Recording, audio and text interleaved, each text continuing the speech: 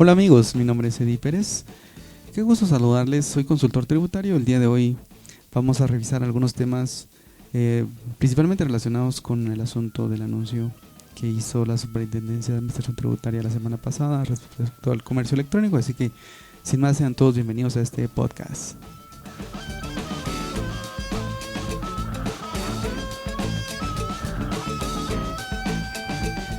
Muy bien, y las declaraciones de la semana pasada de la Superintendencia de Administración Tributaria que fueron emitidas, pues básicamente, según nuestra apreciación, una porción de lo que busca es poder fiscalizar de manera más eficiente todos los negocios que se han ido innovando y que los emprendedurismos que están emitiendo durante este tiempo de pandemia, a través de esta crisis que estamos viviendo en Guatemala. Los guatemaltecos hemos ido viendo cómo ir buscando nuevas alternativas de producir más ingresos y es por ello pues que se ha generado una preocupación del lado del gobierno, del lado del fisco. Sin embargo, en el podcast del día de hoy lo que vamos a hacer es darles a ustedes una orientación de cómo manejar todo el tema de sus emprendedurismos para que puedan cumplir con todas las normas tributarias correspondientes. Y así, con esta pista que tenemos de fondo, que creo que nos tiene que levantar un poco el ánimo también en este momento que estamos viendo tan difícil, arrancamos conversando. Un emprendedor o un empresario que está iniciando, porque cuando hablamos de empresario tenemos que referirnos a todo tipo de negocios, ya sean grandes, medianos o pequeños, tiene que conocer cuáles son los regímenes que la normativa del impuesto a la renta tiene y también la ley del IVA para poder operar. Y en este sentido tenemos tres alternativas para poder operar el tema del manejo de nuestros ingresos a través de estos comercios electrónicos que van caminando. El primero de ellos es un régimen muy pequeño que aplica para las empresas más pequeñas, que es el régimen de pequeño contribuyente. Ese es un régimen, si lo pudiéramos llamar en forma muy sintética, es un monotributo, el cual consiste en pagar una tasa fija mensual del 5% sobre todos los ingresos. Esa tasa fija del 5% cubre la obligación de impuesto sobre la renta, cubre la obligación del IVA y también cubre la obligación del ISO. Eso es algo bien importante. Entonces, con ese pago del 5% que se hace, se cubren esos tres impuestos. Por supuesto que se deben de emitir facturas por todas las ventas que se hagan y no hay ninguna discriminación si las ventas son menores o mayores. Sin embargo, en el caso de los pequeños contribuyentes, cuando tengan ventas menores de 25 quetzales, pues no pueden emitir factura, tienen que consolidar todo, pero prácticamente eso no ocurriría porque aquí estamos pensando que todas las ventas tienen que facturarse.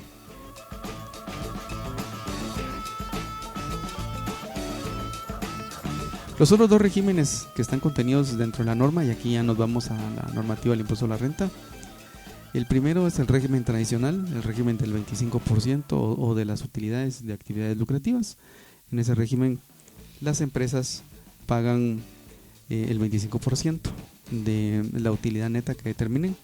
Esto siempre y cuando sus costos y gastos sean deducibles. Si hubieran costos y gastos que no cumplan con la documentación que pide la ley, entonces no los podrán deducir para determinar su base imponible. El segundo régimen que tiene la normativa de impuesto a la renta es el régimen opcional simplificado, que consiste en pagar un 5% sobre las ventas hasta un máximo de 30,000 mensuales y sobre el exceso de esos 30,000 pues pagar el 7%. Algo que se me había quedado aquí dentro de en las notas es que en el régimen de pequeño contribuyente solo aplican a aquellas personas que venden hasta 150,000 quetzales anuales. Entonces eso por favor tómenlo muy en cuenta, porque por ejemplo si alguien se inscribe como pequeño contribuyente y en el mes 2 o 3 supera los 150,000 quetzales, tendrá que moverse a uno de los dos regímenes que acabamos de comentar. Así que otra de las obligaciones que se debe tomar muy en cuenta para poder operar en estos regímenes es básicamente el volumen de ventas y también pues estar registrado ante el registro mercantil como comerciante, tener sus patentes y también tener todas las facturas disponibles para todas las ventas que se hagan. Algo que también es muy relevante tomar en cuenta es el hecho de que en Guatemala ya tenemos implementado el tema de factura electrónica en estos momentos como optativo para algunos negocios, pero ya a partir del 1 de julio del próximo año 2021 será obligatorio para todos los contribuyentes. Así que para todos los que están haciendo estos procesos de innovar, de tener nuevos negocios o líneas comerciales, porque así es, entonces deben de considerar que van a tener que mudarse a FEL sí o sí a partir del 1 de julio del próximo año.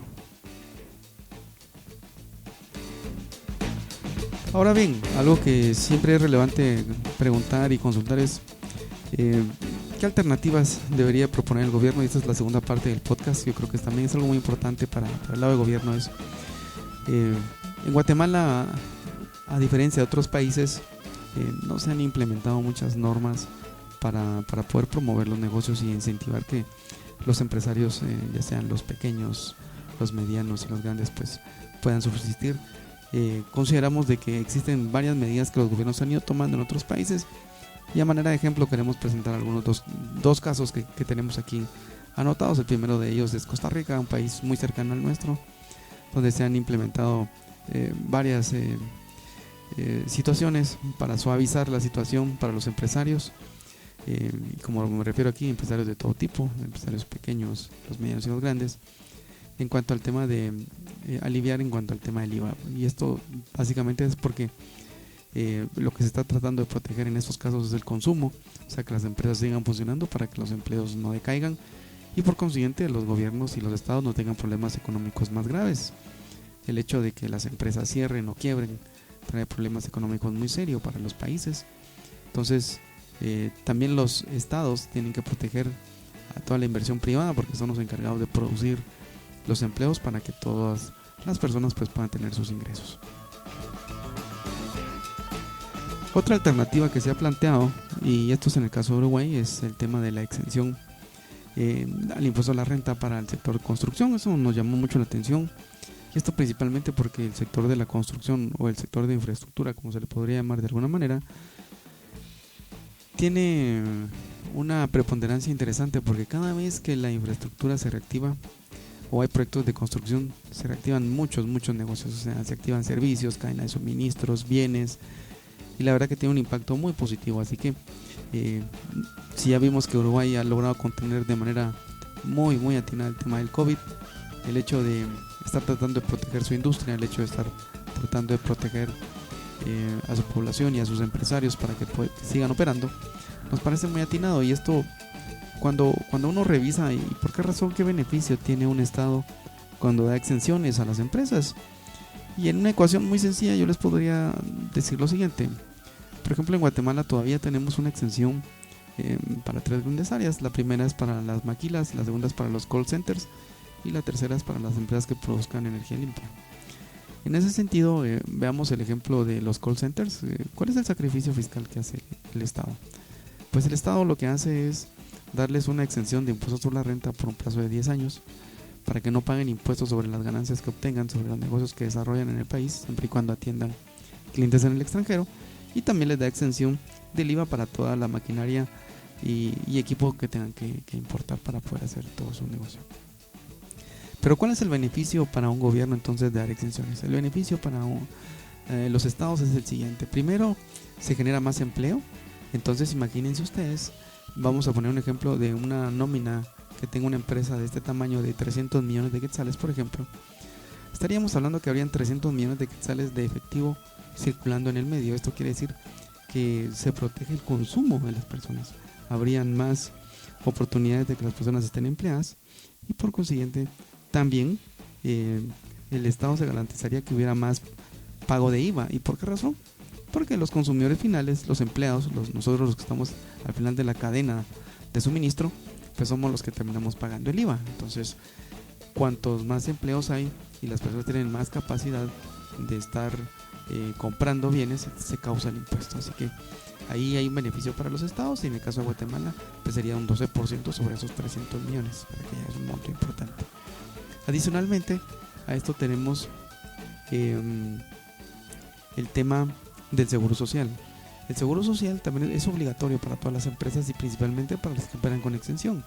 En este caso, la norma establece de que se deben de pagar tanto las cuotas laborales como patronales, y sumarizando las dos cuotas que pagan tanto patrono como empleado, suma un 17.50%. Así que si nos vamos a hacer una matemática muy simple, entonces serían 300 millones de quetzales de una nómina que se está pagando, y de eso el Estado podría percibir por lo menos hasta un 29.50% entre impuestos y cuotas de seguro social, lo cual no es malo.